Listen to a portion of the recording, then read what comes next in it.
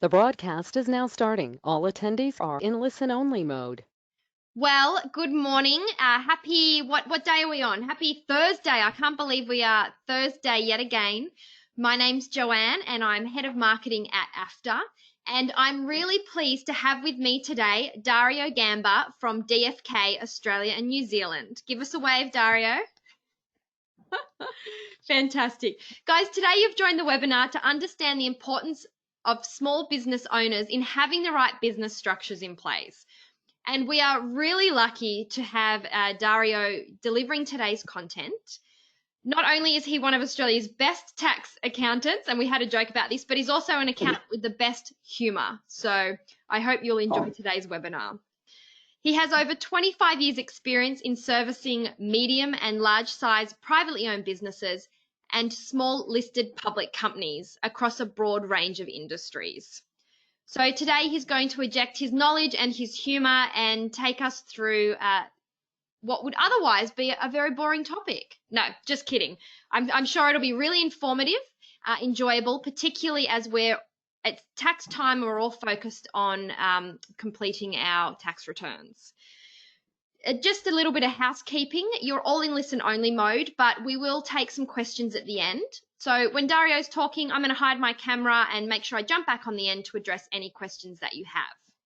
Because you're in listen only mode, which means you're on mute, just use the toolbox to write any questions and we'll address those with you. We're going to record this webinar so that if you've missed it or colleagues have missed it or you want to refresh the content, then just contact us and we'll send you out a link to watch it in your own time. Well, Dario, I think that's enough from me, so I'm going to hand over to you. Thanks, Joanne, and yeah, thanks for those very kind words. And yeah, the humour. I certainly like to not take things too seriously, and you know, have a joke. Life's about living; it's not all about work. And yeah, try and help out people where we can. I was mentioning to Joe before when I was asked to put together a presentation, what sort of topic, and I'm sort of very mindful not to make, you know, trying to put information together that'll be relevant for an audience. So I don't want to make it too technical and I want to make it relevant. And quite interestingly, I was mentioning to Joe, I was reading an article from the Tax Institute, another very well-known tax speaker in Australia. And he prepared an article on structuring, actually. So it's in relation to a seminar he was going to hold in Queensland before COVID, and he pretty much identified the importance of structuring pre and post COVID. So that brought a smile to my face in the sense that it's very relevant at this stage to look at structuring. Just to start off with structuring in the past is different to structuring what it is now and what structure will be in future. In the past, structuring, some of the objectives people would look at would be simplicity. So from simplicity, they may do a partnership. So a normal partnership, no partnership agreements, nice and easy structure. Or if they've got a little bit more detailed, they look at a structure that gives a little bit of asset protection but flexibility to distribute income and capital. So they would look at a trust. So a lot of the what I would like to call the older structures looked at that simplicity. So a partnership or something a little bit more flexible and a trust. Those are those days. Those structures are still there, but I think in moving forward, you need to really look at other objectives when putting a structure together. So certainly you may look at simplicity, and that's where a partnership structure or even a sole practitioner structure may be relevant. But then, and if you're looking at tax in the perspective that you want to just, you know, have flexibility to distribute profits of a business, you may look at a trust situation, or particularly a discretionary trust. And that also gives you some asset protection to some degree. But I think in moving forward, especially post-COVID, we need to look beyond simplicity, and we need to look beyond tax flexibility. We need to look at other options and other considerations when it comes to putting together a structure. And that's what I've, in my slide here, I've got why structuring important. And some of those other considerations, and I've got there, one being flexible tax outcomes that we just discussed before, in particular when it comes to a trust. But you look at commercial risk. So in putting a structure, I think it's very important that you look at the commercial risk side of things. So you want a structure that protects you from a commercial risk perspective. Tax, I mentioned, asset protection. You want a structure that will protect not only your business, but also protect your assets. And these might be assets that you have in your personal capacity, which may be at risk because you may be a director of a company that's operating a business. You have an issue in relation to that company. It may be a trading whilst insolvent, or some of the more common litigation I'm finding surrounds around about OH&S, or there might be even director penalty notices that I'll go into where directors become personally liable. So you may want to consider a structure where the assets of that director may be protected, or you may want a structure where the assets of that business are protected. So I'll run into that shortly. Succession planning considerations. So a structure that allows you to perhaps move the business on to the next generation, or move the business on to a new owner. So I think that's certainly an important consideration. Entry and exit of owners, a bit similar to succession, but entry and exit of owners. If you want to bring in a key employee a key employee to a business, or perhaps a new owner into a business. So the structure you have will enable you to either easily or not at all be able to bring in a new owner. So I'll run into that. Then I spoke about matrimonial considerations. I'm certainly not an expert when it comes to matrimonial considerations, but structuring with that in mind is important. I'll only very briefly touch on that, but certainly you want a structure. When I talk about commercial risk, there's a structure to protect you against creditors, and you may want to consider structuring to protect you in a matrimonial situation. So I'll go through the structures, and just at the outset, I want to make this presentation short and sharp, but to the point, and give everyone the tools and strategies to go back and look at their structure, consider their business, and implement any changes that they may seem to be or deem to be necessary. So the first structure is a sole trader structure.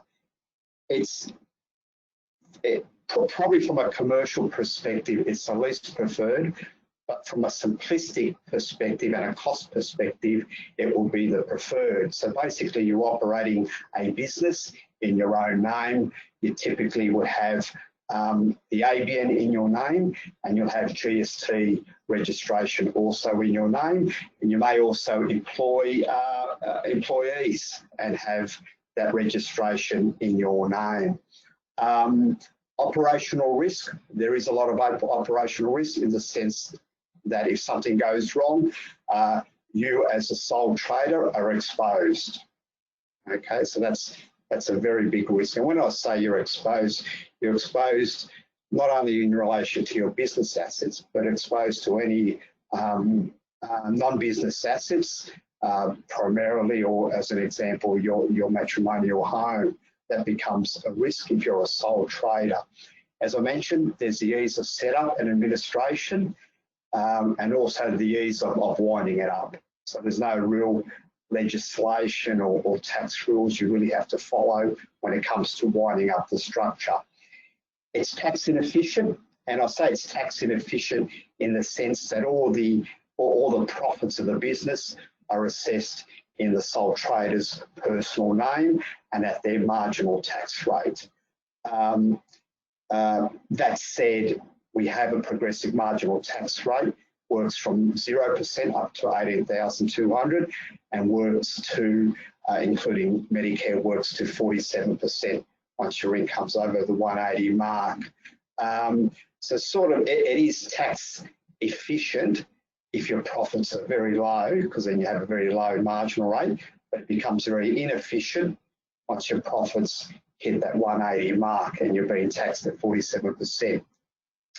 And finally, the asset protection. And as I mentioned, under the operational risk, you have no asset protection. So what do? I'll put there in brackets, you look at mitigation strategies. So how do you protect yourself? And really the only way to protect yourself if you want to operate as a sole trader is you have no assets under your name. So if your primary asset is your home, which is in most situations, you try and have that home in the name of a spouse. Basically a no-risk spouse. And most states' legislations allow you to transfer your matrimonial home to your spouse without any stamp duty, and there's certainly CGT concessions when transferring your matrimonial home. So that's the sole trader. Simple, but it has its disadvantages, and these days I can't think of a recent situation that I've had a sole trader. So yeah, certainly antiquated. Partnership.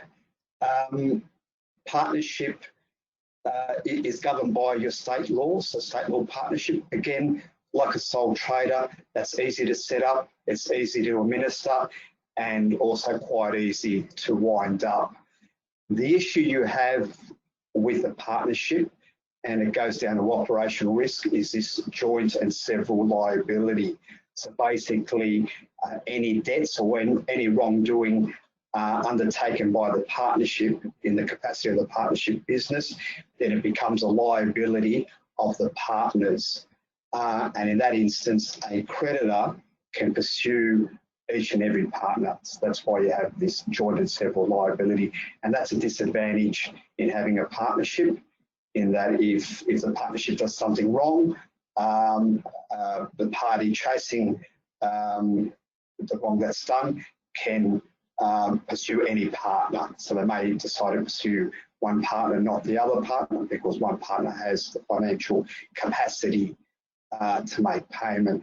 I'll put there mitigation strategies. So how do you mitigate if you're intent in running a partnership? And the best way to mitigate, again, have no assets in your name, but the other way to do it is you may have a partnership where the partners, rather than being individuals, which seems to be a common scenario that partners in a partnership are individuals, and so therefore you've got the individuals that are at risk under joint and several liability. You may decide to have the partners be discretionary trusts, where those discretionary trusts have no assets, and it's purely a trust that receives any profit that comes down from the partnership, and then that discretionary trust distributes those cash profits to beneficiaries. So basically, what that trust is, a see-through entity, has no assets. So if there's a party that decides to sue the partners, in this instance, the partner will be the discretionary trust, which will have no assets other than perhaps possibly a little bit of cash in bank. So that's something of a mitigation strategy if you are intent in running a partnership structure. Profits of a partnership are taxed at the partner level, and again, it's based on the tax attributes of the partner, and that partner could be an individual or it could be a discretionary trust, as I mentioned before. It can be tax efficient in the sense that you may have a partner that's a discretionary trust, and so that discretionary trust receives the partnership profit and then has the ability to distribute that partnership profit amongst family members. Also, it can be tax inefficient if the partner is in the partnership is an individual, because then that profit gets assessed to that individual at that individual's tax rate. And then entry and exit of new partners. becomes a little bit messy when it comes to a partnership, and that mess is really from a capital gains tax perspective, because there's a deemed disposal of the underlying assets of the partnership when a new partner comes in. Look, that's a partnership. It is easy. Like a sole trader, probably the least preferred. So partnership certainly over a sole trader, but if I had a choice, I wouldn't go under a sole trader or a partnership arrangement because of basically those disadvantages that I've pointed out. Probably two of the more common scenarios are trusts and companies, and we're all aware of trusts. So I'll run through a trust. And a trust, basically there's two types of trusts. There's a discretionary trust, which most people will recognise that as a family trust, or there's a unit trust. A discretionary trust you would normally have where you've got unrelated or non-family members involved in a business. And a unit trust, you would normally have a unit trust where you have unrelated parties in business. And those unrelated parties will hold units in a unit trust, which gives them a fixed entitlement to the income and capital of the trust. But in most family situations, where it's just, for example, mum and dad running the business, they would adopt a discretionary trust structure. Trusts are governed by trust law, and in particular the trust deed. This is where it can get complicated because the rules of how you operate the trust, that discretionary trust, is embedded in the trust deed. And so it's very important to get a very carefully drafted trust deed. You may notice with a lot of practitioners and lawyers, deeds are always updated because provisions always change. So I suppose that's a disadvantage in a trust in the sense that you are bound by the rules that are set in the trust deed. From a tax perspective, it is very tax effective in the sense that the income and also capital, and when I refer to capital, I refer to profits, which may be profits from a future sale of the business. But those income and capital can be effectively taxed in the sense that the discretionary trust has the ability to distribute that income and capital to beneficiaries, and the beneficiaries would pay tax based on their marginal tax rate. Now, those beneficiaries can be individuals, or the beneficiary can be another trust, or the beneficiary can be a company, what they call a bucket company, where the income is taxed at the effective rate of the company. And assuming you're a base rate company, your turnover is under 50 million, the tax rate from 1 July 2020 is 26%. It falls to 25% in another 12 months. As I mentioned, there's a wide class of beneficiaries when you're looking at a discretionary trust. Business, I've got there also business operating entity versus an asset holding entity. You'd normally use a discretionary trust as the business operating entity. And when it comes to assets, you wouldn't hold any assets really in a discretionary trust other than perhaps some plant and equipment. Ideally, any valuable assets you'd hold in another entity, so outside of the operating entity. So in this instance, you'd operate the business through the discretionary trust, which will have no assets other than perhaps some plant and equipment and a little bit of cash. And any valuable assets you'd hold outside of that operating entity, whether that asset is held by a non-risk family member, or whether that asset is held through another structure, which may be another trust, that's just a holding trust, or perhaps even a company.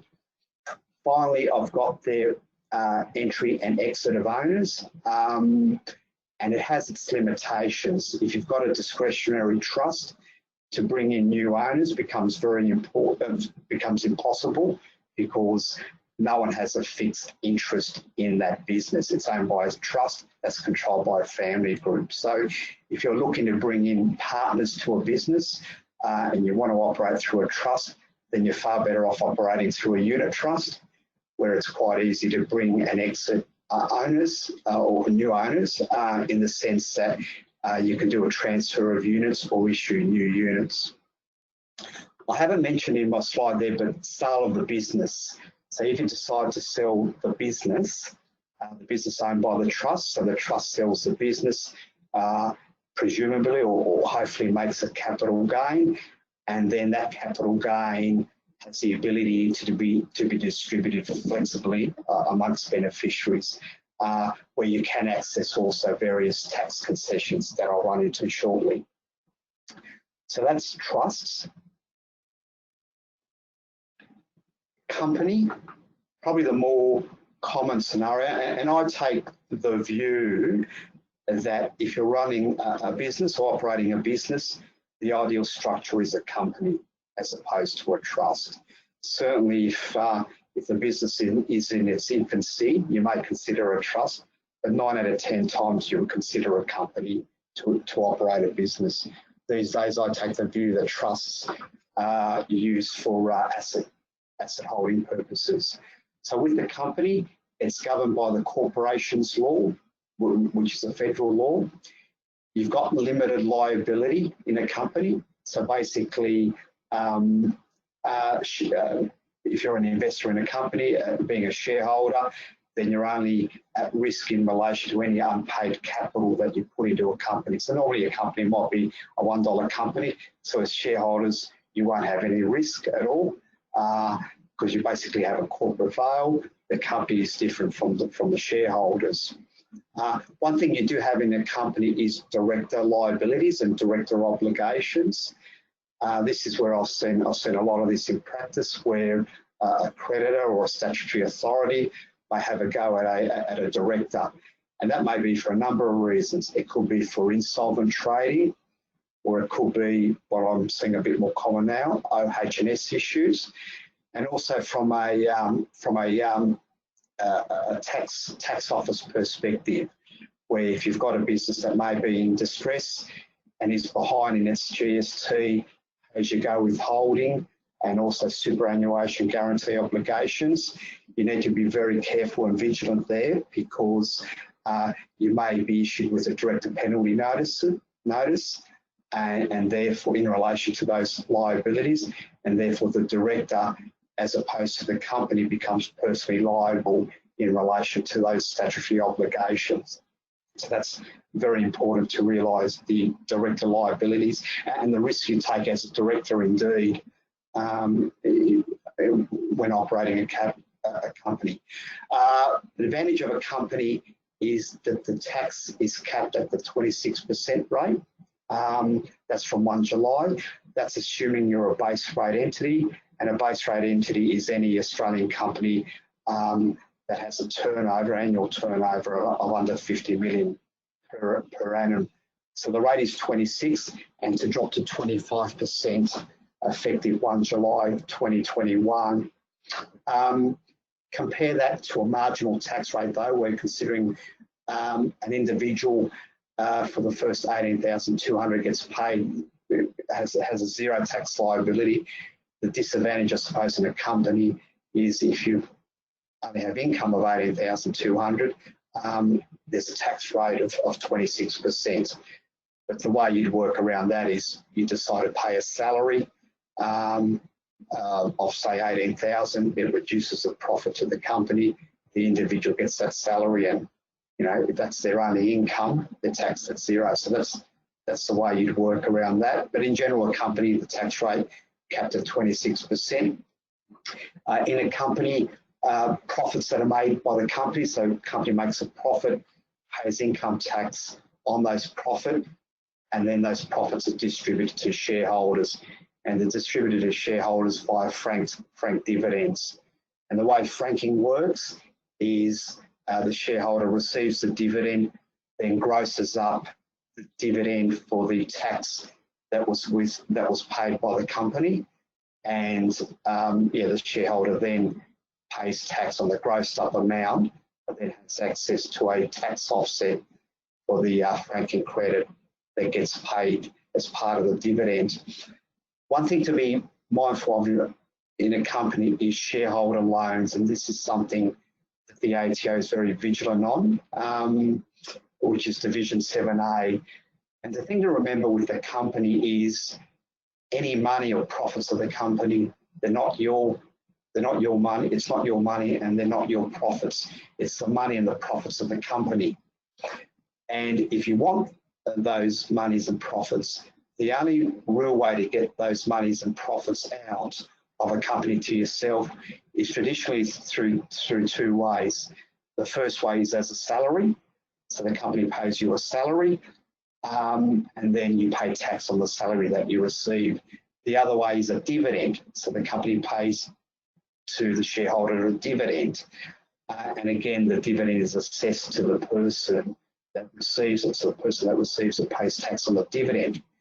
The other traditional way was as opposed to paying as opposed to the company paying a salary or a dividend where the shareholder pays tax, or the recipient pays tax on that. The other way of doing it was to make a shareholder loan, and the loan would be in effect tax-free to the individual, so or to the recipient. And it was a way to access money from a company and not pay any tax. And what's happened now, the ATO has introduced Division 7A, which basically means any loans that are made to a shareholder needs to be made on commercial terms and needs to be repaid generally over a 7-year period with interest. Then finally, entry and exit of owners.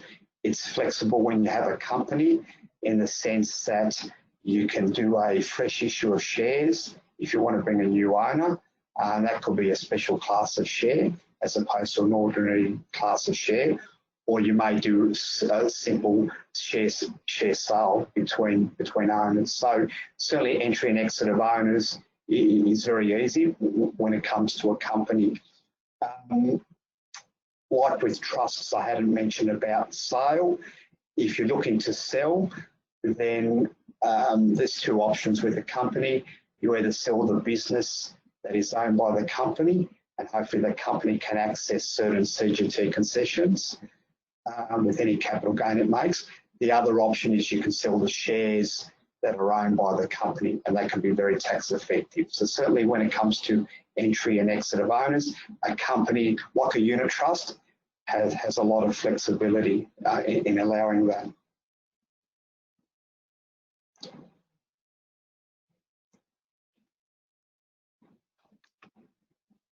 Sorry, Joe, I'm trying to get to the next slide. Oh, there you go. All right, superannuation fund. I only put that there as it's certainly not a structure to operate a business. Having said that, there's nothing that stops a super fund from operating a business other than perhaps the CIS legislation and the sole purpose test. But generally speaking, you don't run a business through a super fund. But I've put there a super fund as a vehicle for basically investment purposes. So the ability to accumulate benefits for retirement. So what is a super fund? A super fund is pretty much a trust. It has a trust deed. It's there for retirement and death benefits. Super funds have an accumulation and pension phase. Whilst in accumulation phase, the income is taxed at 15%. Capital gains are taxed at 10%. When it's in pension phase, it's 0. You do, however, have pension caps up to 1.6. So what it means is you can only have an amount of 1.6 per member in pension phase, and therefore get the income and any gain made on assets within pension tax-free. You've also got concessional and non-concessional contributions. So basically, from a concessional perspective, you're allowed to put in $25,000 per annum and obtain a tax deduction for that. And then you've got non-concessional contributions, where basically you're only allowed to put into super $100,000 per annum, but you also have access to the brought forward rule of 300. So you can put in 300 as an upfront to cover you for 3 years. And then you have access to super monies. Apart from death, the access comes when you meet a condition of release, which might be attaining the age of 60 or retirement. And as I mentioned before, it is tax efficient in the sense that you have a rate of 15% on earnings, 10% on any capital gain, and 0% on any earnings and gains that are made whilst your pension balance is in accumulation, is in pension phase. And as I mentioned, you have that cap of 1.6 in the sense that only 1.6 is allowed to be in pension phase and therefore benefit from the zero tax rate.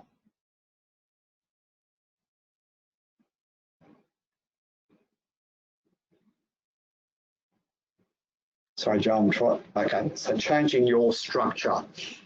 This is my final slide. So I've gone through these structures and going through those again. There's a sole trader structure, there's a partnership structure, there's a trust structure, which can be either a discretionary trust or a unit trust, depending on the attributes of the parties involved in the business, or you can have a company as a business structure. So what do you do if you want to change your business structure? And you may want to change it because of the tax outcomes that you wish to achieve, or you may want to change it because of the commercial considerations, or perhaps succession and estate planning considerations. So they may be reasons why you want to change your structure. And there's always income tax, and depending on states, there may be stamp duty implications in doing a restructure. So what are the options you can use in order to restructure? So you may decide that you want to restructure from a partnership to a company, or perhaps from a trust to a company. So various concessions you can use. In particular, you've got the CGT rollover relief options.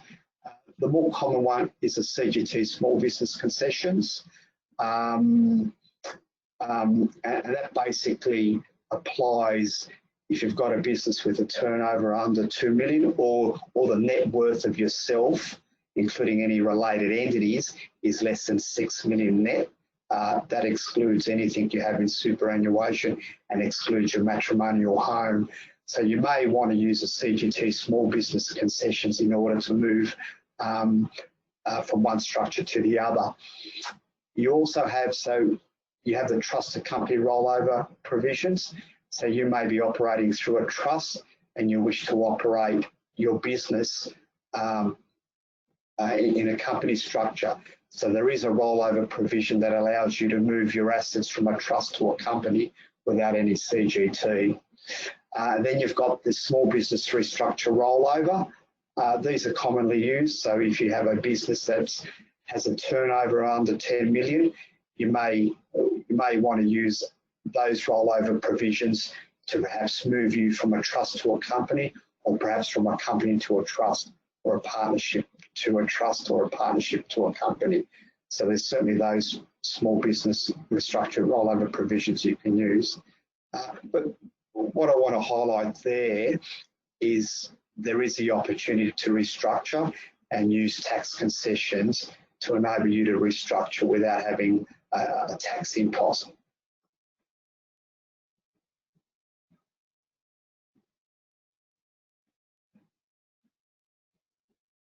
Okay, Joe, that's and it's right on 35 minutes. Beautiful. Well, can you pop back on? Hi. Hi. Yeah, hopefully that wasn't.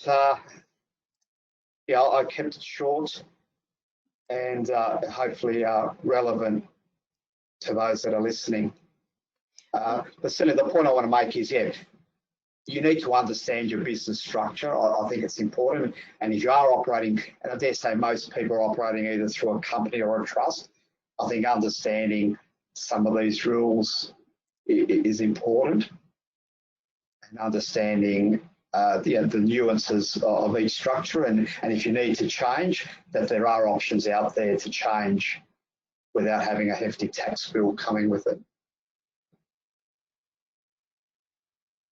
Great. Thanks, Dario. I've had a couple of questions about the recording and the slides. So I'd just like to reiterate that, yes, we've recorded the webinar and the slides. So we'll make them available to members so that you can refresh some of the content and use the slides as prompters for what's being discussed. Dario's details are up on the presentation, so you can write those down and contact him if you've got any specific questions. I'm just going to be turning my head to the left here so I can read the questions that I have on the other screen. Okay, so a question wondering about when a company would be better than a trust, particularly for a travel agent, Dario. Look, I've always taken the view, look, I've got so many situations that I've got clients in trusts, and they were set up in a trust many, many years ago because, as I mentioned earlier in my presentation, because the idea was, okay, yeah, let's set up through a trust because you got flexibility to distribute profits. That was the simple way of looking at things. The business has just evolved a lot these days that you've got to look beyond the tax side of things. And I generally take the view, I can't think of one situation where I've got a client that's operating through a company that should have been operating through a trust. Invariably, they're far better off operating through a company unless their turnover's very, very small. I like to use a trust, discretionary trust, when it comes to holding investments and assets. That's where it becomes important. So you may, I don't know, as an example, you may have freehold owned by a discretionary trust that then leases that freehold to the business that is operating through a company. I'd use a discretionary trust in that instance.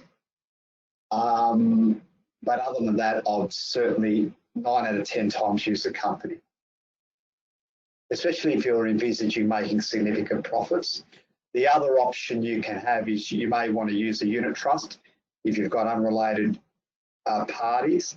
And with a unit trust, the tax is actually borne by the unit holders. But I find it has its limitations. That I'm doing a sizable restructure at the moment where a business, and look, they turn over, they're in the food industry, but they turn over 70 million and they're still in the unit trust. Wow. And it's just created so many issues, which I won't go into, but there's commercial and there's tax issues. So the golden rule, I say, is set up a company. And there's no real, it's not any real extra cost, because if you're operating through a trust, you still have the cost of setting up the trust, and you always have a corporate trustee.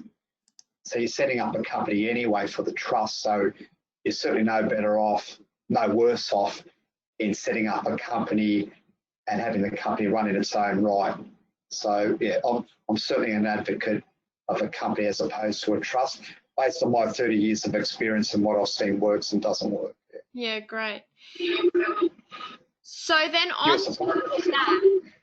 Sorry, I'm going to say back there. So Dario, if you operate a company, but there's an even number of partners, how do you make a decision when there's a dispute or a disagreement in a decision? How do you make a decision? Oh, look, you would have, in a lot of instances, you'd have a shareholders agreement, but look, sometimes, look, for our business here, we have a shareholders agreement, and that shareholder agreement stipulates the rights and obligations and how business is conducted and what do you do when there is a dispute. That's what the paperwork says, but in reality, in business, you've got to be able to get on with each other and work with each other. So my question to that is, how do you resolve it? You resolve it by discussing it, and certainly don't go running to lawyers. I've just had a client situation where I've had family members fighting. They had a dispute, something that was very small ended up costing everyone $5 million in legal fees. So So certainly don't run to lawyers, try and resolve it. Ideally, you'd have it in the shareholders agreement. If you don't have a shareholders agreement, then you try and, you work it out. You work it out amicably. And I guess working it out amicably would go for many of our members who are in partnerships as well. Yeah, that's right. Mm. Yeah, absolutely. Look, it's a difficult situation. I think, and I just said, shareholders in dispute, and one I've seen a lot on is family members in dispute, and this situation where they burn $5 million in legal fees. It's just family disputes that could have been resolved, and I just think if you got to sit down around the table and just resolve it, and if it takes many months, so be it. But it's a far better option than taking the legal path. So shareholders, look, a lot of these shareholders agreements also would have trigger events where you may want to exit a partner. So you may have that situation as well, but it's a hard one to answer because you've got to really understand the situation. But look, you try and resolve it and don't go down the legal path because that can get very, very messy. And I find 9 out of 10 times it doesn't become commercial, it then becomes, brownie points. Yeah, emotional, the principle. Yeah. It becomes a principle. So, yeah. So my next question's from Max, and he is wondering when it is legally claimed by ASIC or the ACCC that you're trading insolvent. I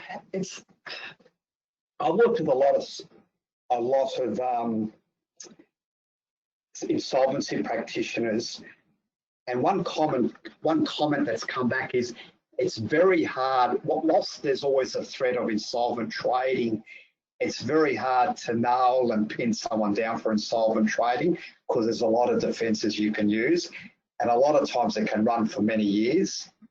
That's the advice from insolvency practitioners who have tried to chase people up for insolvent trading. But it's basically when you're unable to meet, you pay your debts as and when they fall due. So the insolvent trading situation is that you can't pay your debts, but then you decide to incur more debts.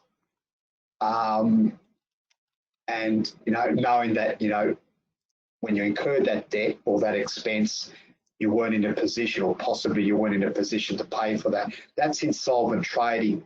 But as a liquidator would say, there's various defences you can use. One defence could be that that you had a related family member who had pledged support in the event that you weren't able to pay your debts. So there's various defences you can use. Yeah. But the basic rule is try not to incur debts that you can't pay for.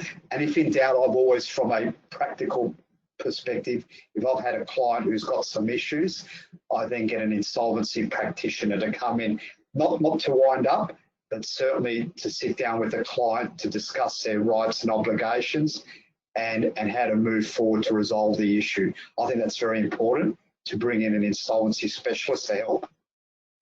Yeah, good. I'm not advocating winding up and letting creditors lose, but I'm advocating getting external help to make directors aware of their rights and obligations and some of the options. Yeah, really sound advice. Thanks. Yeah. Got a question from Vanessa, and she said, if you have a tax loss from a previous year as a sole trader, would that still be rolled into future years if you change to a company status? No. Those losses, you've got commercial loss provisions, those losses get carried forward.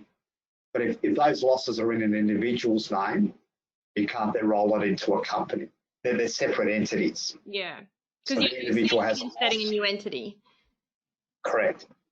As an individual, you can carry for those losses, but you've got these commercial loss provisions, which you wouldn't have an issue if you're turning over at least 20,000 per annum.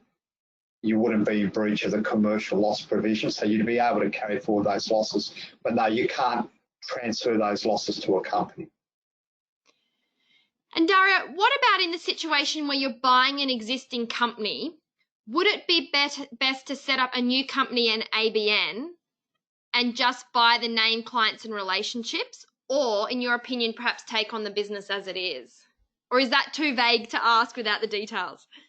No. That's very common. I've done a fair few of these where a taxpayer wants to sell their business and the business is operated through a company, and there's two options. You sell the assets of the company, which owns the business, or you sell the shares in the company that owns the business. Normally, the tax outcome for the vendor is a lot better if they sell the shares in the company. And also they're able to get rid of the company. As I mentioned, they get a better tax outcome generally. For the purchaser though, the purchaser takes the risk in when they acquire the shares in the company, they take the risk of also inheriting the history that that company has had with regards to its past operations. That said, if a purchaser really wants your business, I find that they will be prepared to buy the shares and take that risk, but that risk is mitigated by providing certain tax warranties and indemnities. Yeah, so from a purchaser, yeah, you'd be better off in buying the assets because you're not taking the risk, but you may be prepared to take on the shares because if you do take on the shares, the goodwill and the customers stay within that company as well. So you get that continuity. Yeah, lots of factors to consider. Yeah, that's right. But from a vendor's perspective, the vendor would always, in most instances, prefer to sell the shares. Oh, interesting. Okay. I've got a question from Karen, and this is about her personal situation. She currently has a company structure, and she did have employers. But going forward, she won't have employers. She's just going to operate by herself within the company. She currently is getting JobKeeper and uses the single touch payroll. And now she's wondering, should she stay as a company or should she consider going to be a sole trader? Look, I'd stay in the company structure for the asset protection side of things and the operational risk, in my view. Yeah. Particularly as a travel agent too, to protect your personal assets like houses and super and that sort of stuff. Yeah. You never know what can go wrong, and certainly if something does go wrong within a company, then you've got that protection. Unless you're trading whilst insolvent, which I mentioned, it's very hard to get pinned down in insolvency, trading whilst insolvent, because you've got various defences. But it's that peace of mind in operating through a company that you can then, if you need to leave the company, you can leave the company and the debt stay within the company. If you're a sole trader, you've got that constant risk. Sure, it's easy. You may get a better tax outcome, but it's that risk. Yeah, okay. That operational risk, which I just don't think it's worth it. Well, that's really good advice. And I also find people want to deal with, businesses like to deal with corporates, I find, as opposed to an individual.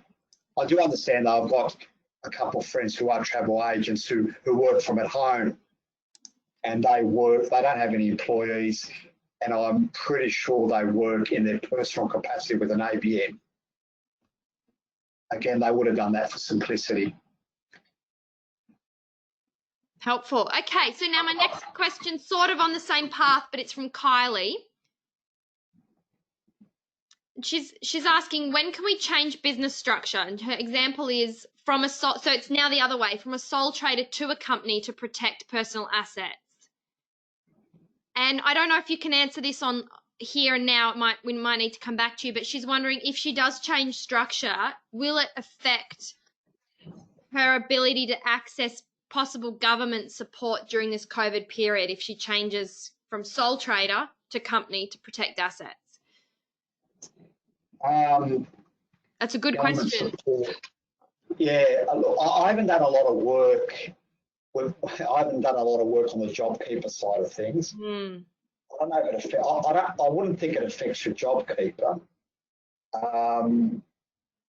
Yeah, I'd have to take that question on notice. I certainly don't want to be saying the wrong thing here, but I wouldn't think it affects your JobKeeper.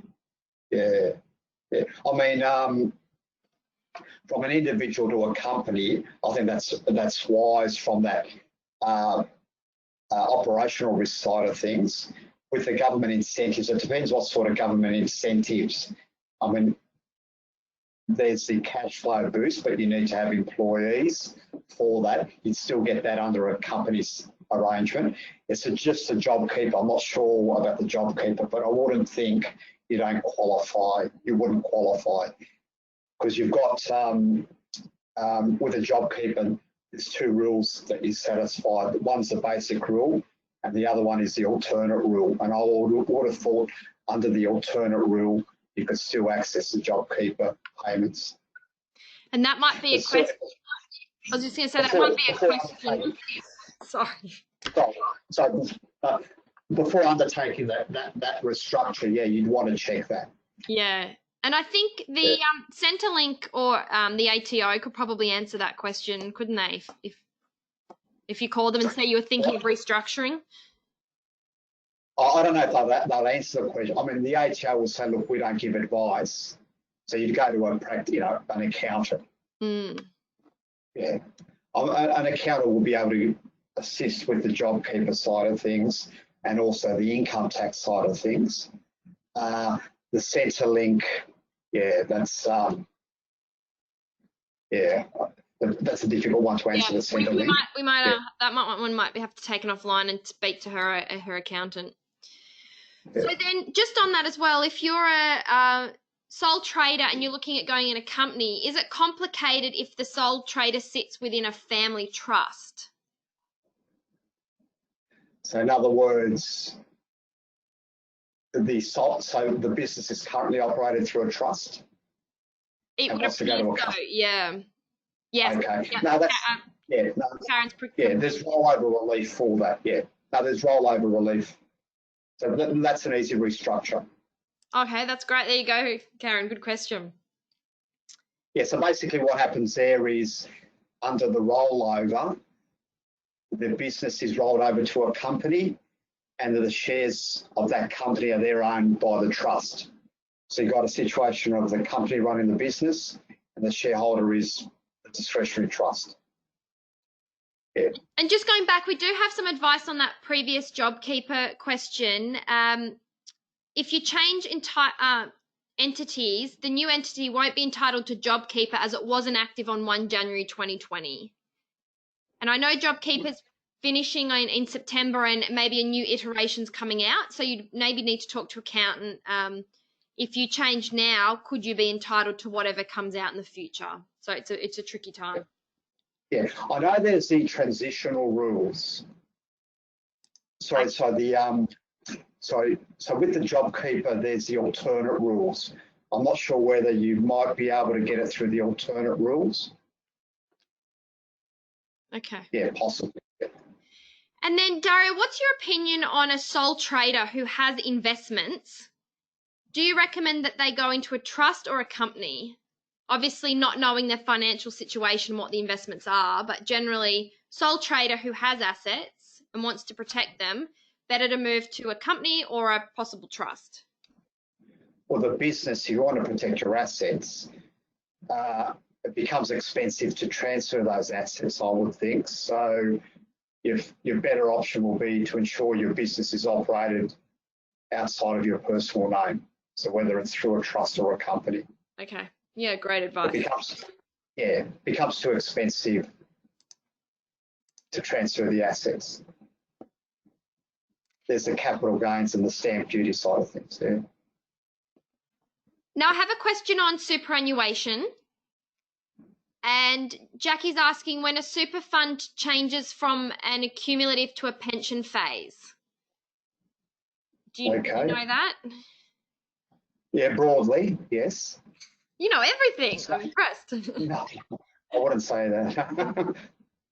I've got a reasonable idea. Look, it's very technical super and very specialised, I find, these days. It's very specialised. So we have a team within our firm that looks after super.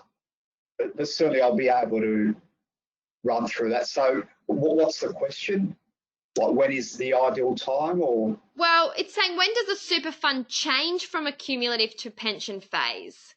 Is there like a set age that typically happens, or is it different for each super fund? Yeah, look, we're looking at one at the moment for a client. We've said 65 for that client, only because they're still working and they're able to access the super monies. Generally speaking, it's the age of 60, generally speaking, but you're not working. So we had the old transition to retirement. That's no longer there. So under the old transition to retirement, you're able to access your super money while still working, and the earnings are taxed at zero. That's no longer available in the sense that the earnings become taxed, but if you're over 60, you can access the money as a pension, which is tax-free because you're over 60, but the earnings within the pension fund are no longer tax-free. They only become tax-free if you've actually retired. Okay. So the answer to that is generally 60, but if you're retired and no longer working. If you're still working, then you're far better off waiting until you're age 65. But these are financial questions. I mean, this sort of stuff, when I do it, I work closely with our financial planning division. Yeah. And of course, we know that this isn't financial advice, it's just general in nature, and we're just supporting members with their general questions. Yeah, that's right. Yeah. Because everyone's circumstances are specific. But yeah, the general rule is from age 60, depending on your circumstances. Yeah, great. Well, yeah, okay. No, that's it.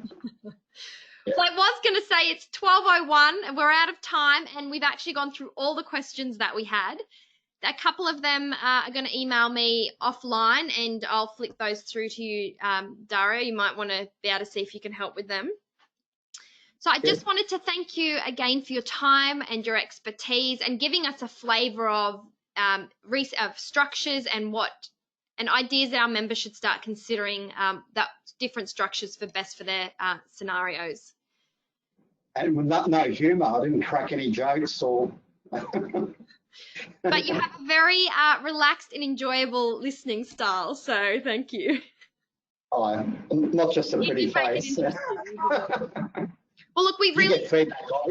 You get feedback, obviously. Yeah, we do, guys. So following this, a feedback form will pop up, so would really appreciate it if you could take the time to fill that out.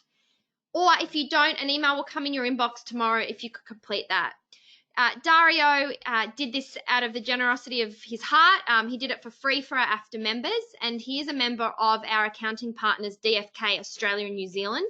And as you know, they've run many webinars for us. And Dario, really thank you for your time in preparing today's webinar. I know a lot of thought and preparation goes behind what you've done, so thank you. No, happy to help. Yeah, I'm happy to do a follow-up as well. So if the feedback is good feedback and they would like me to come back or present on a certain topic, I'll be more than happy to do that. That's great. And actually, that's a good prompter, because in the feedback form, there is a question, what other topics would you like covered? So members, please feel free to write in that. And if you have a topic that would be really relevant to you and you want Dario to come and present on, please use that option, that channel to put that comment in. So, okay. Well, 12 o'clock. Enjoy lunch, everybody. We'll wrap it up here, and the recording and presentation slides will be available to members. Do you want me to stay online, Joe? Or? No, I'm going to end the webinar and we'll all just disappear into the ether, and we'll chat later. Okay, no problems. All right, thanks again. Thanks for the opportunity. No worries. Thanks, everyone. Thanks, All right, Dario. look after yourself. All right, go bye.